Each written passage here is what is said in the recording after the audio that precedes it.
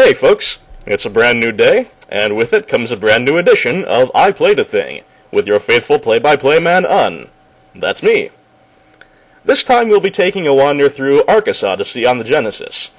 This is a 1991 action-adventure by the inconsistent but frequently awesome game creative staff, Wolf Team, with music by Motoi Sakuraba of Camelot, Star Ocean, and Namco Tales Studio fame. What we've essentially got here is an overhead fantasy shooter with shades of Gauntlet, but much more story-driven and with much heavier RPG elements.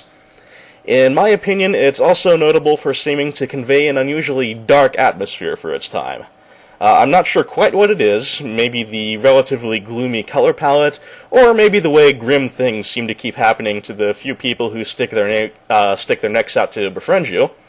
But something about Arcus Odyssey just seems to evoke a fallen world where bad shit's just always waiting to happen. Or maybe it's just me. Well, there's one way to find out. Take my hand, gentle viewer, and let us brave these dungeons together.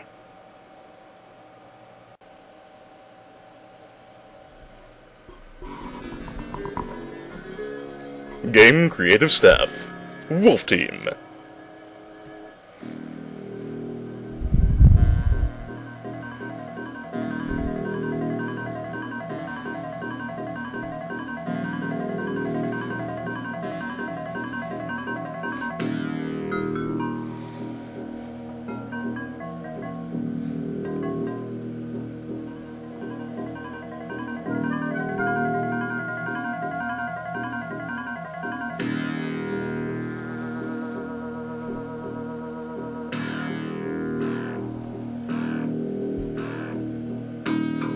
A long time ago, a sorceress named Castamera lived in a place called Arcus, and she plotted a scheme to destroy the whole world. The sorceress planned to use her dark magic to remake the world according to her own design. She conquered many lands, and brought chaos to the lives of innocent people everywhere. Many brave warriors died trying to stop her, but only one person had the courage and strength to confront the sorceress.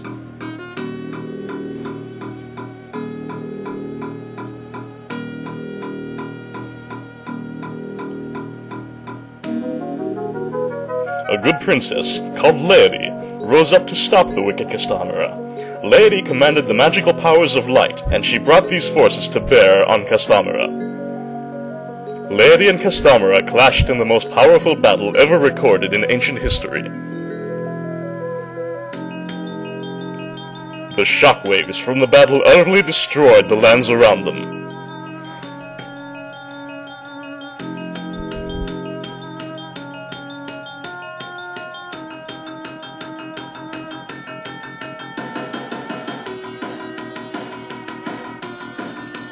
Back in '91, I thought this shot was one of the most amazing things I had ever seen on a game system. After days of fighting, Laerdy was victorious, and Castamera was confined to the Dark World. In order to seal Castamera's fate, Laerdy forged a magical sword that would bind Castamera forever. This sword came to be called the Power of Laerdy. This sword has been guarded for centuries by the kings of Arcus, and has been the symbol of peace for the people. Now that peace is threatened again, as the power of Laerdy has been stolen by the followers of the wicked sorceress. Castamera grows stronger.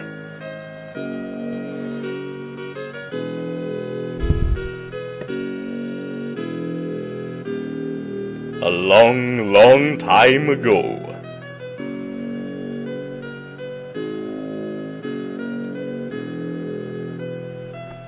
Arcus Odyssey!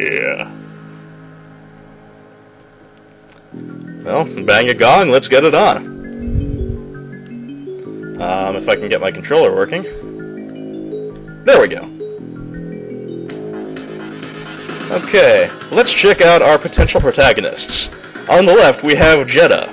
No relation to the guy from Vampire Savior, he's the obligatory Mr. Average. Middle of the road in all respects. Second up is Erin, who is the game's major power character. Unlike the others, she doesn't have a projectile. She's all hand-to-hand. However, she does tons of damage and has the highest starting health. Next up is Diane, who has the weakest weapon, and is average in starting health, but she has one power that is almost game-breakingly awesome, which makes her the tits of Arcus Odyssey. I'll be playing her, and I'll show you what that is soon. And finally, Bede. Your basic wizard type, great offensive magic, pretty strong weapon, but he dies easily. Anyway, Diane it is. Let's do this thing. Act 1. Lady's Power.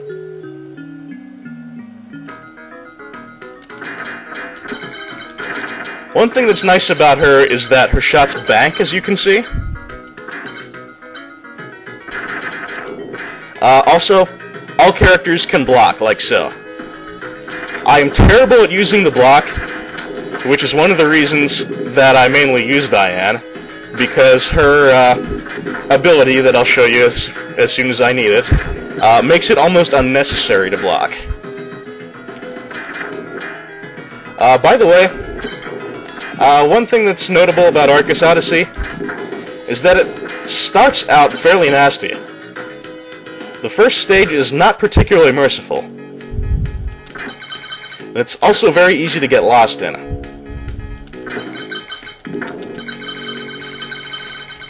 Probably in this very stage, I will lose my way and wander around aimlessly a bit.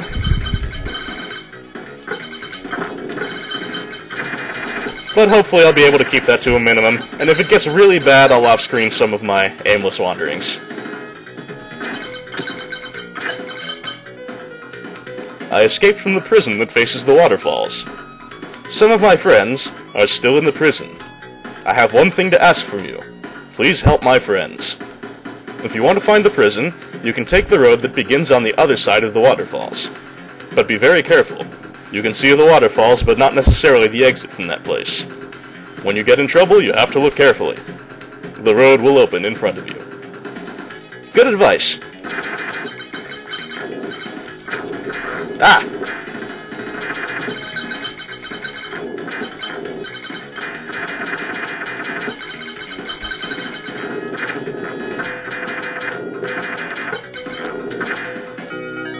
You have found the magical fire ring.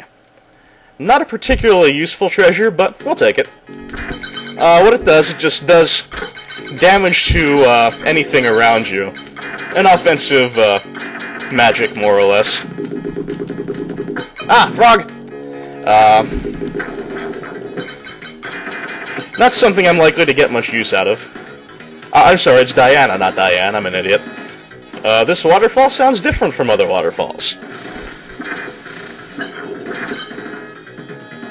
Well, let's get this treasure chest and then we'll check it out. The Medicine of Regeneration. And that restored my health, which is always good.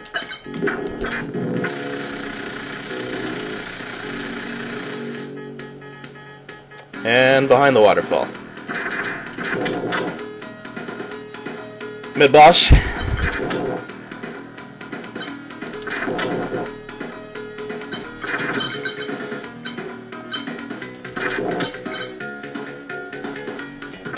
If I were a better player, I'd be using the block more here, and just deflecting some of his shots instead of trying to dodge them all, but I'm not that good.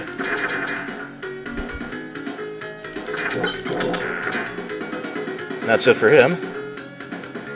I think I want to take this when it's red. Let's see if that does what I thought it would do. Yes, weapon power-up. When it's blue, you get a health power-up instead. And since Diana's weapon really sucks, you want to power it up as soon as possible. Act 2. A Lost Cave. And that's probably enough to begin with. So we'll leave off for now, and I'll join you soon for Part 2 of I Played a Thing, Arcus Odyssey Edition. Looking forward to it, and I'll see you then.